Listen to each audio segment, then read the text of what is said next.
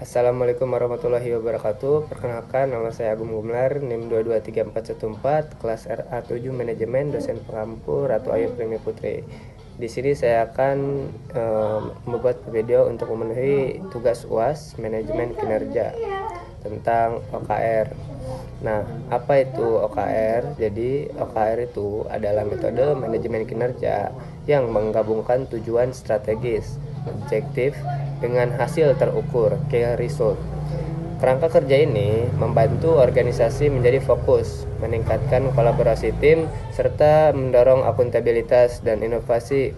OKR juga banyak digunakan perusahaan besar seperti Google untuk menyelaraskan tujuan individu, tim, dan organisasi secara keseluruhan.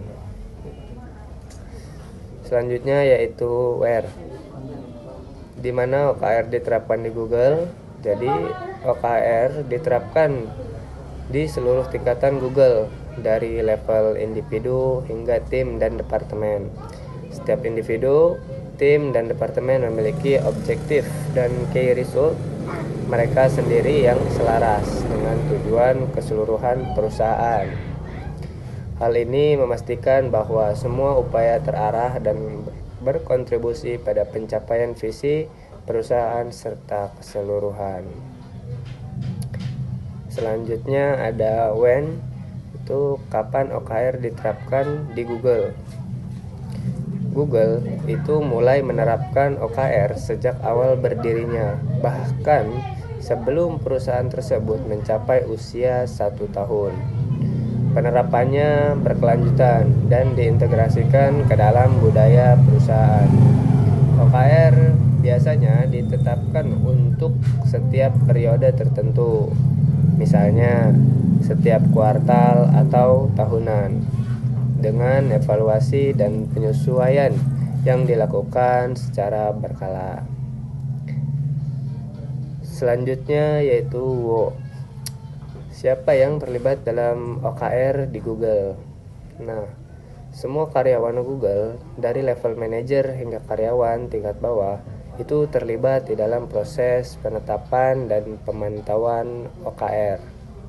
Manajer bekerja sama dengan tim mereka untuk menetapkan objektif dan key result yang menentang namun realistis. Nah, proses ini mendorong kepemilikan dan tanggung jawab bersama atas pencapaian tujuan perusahaan. Selanjutnya ada how, yaitu bagaimana Google menerapkan OKR untuk mencapai kinerja tinggi. Nah, Google menerapkan OKR dengan cara yang terstruktur dan transparan. Prosesnya meliputi yang pertama itu menetapkan tujuan. Nah, menetapkan tujuan yang ambisius tetapi realistis yang sesuai dengan strategi perusahaan. Yang kedua yaitu menemukan tujuan utama. Nah, menetapkan tujuan utama yang spesifik, terukur, dapat dicapai, relevan, dan dibatasi waktu atau SMART. Yang ketiga itu pemantauan dan pelaporan. Secara teratur memantau kemajuan dan melaporkan hasil kepada manajemen. Yang keempat ada penyesuaian, mengubah tujuan dan hasil kunci jika diperlukan berdasarkan hasil pemantauan.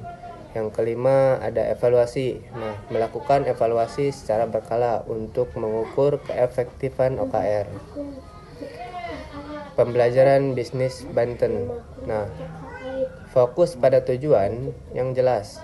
Menetapkan tujuan yang jelas dan terukur itu akan meningkatkan fokus dan produktivitas karyawan. Yang kedua, ada kolaborasi dan transparansi. Jadi membangun budaya kerja kolaboratif dan transparan itu akan meningkatkan akuntabilitas dan efisiensi. Yang ketiga, pengukuran yang terukur.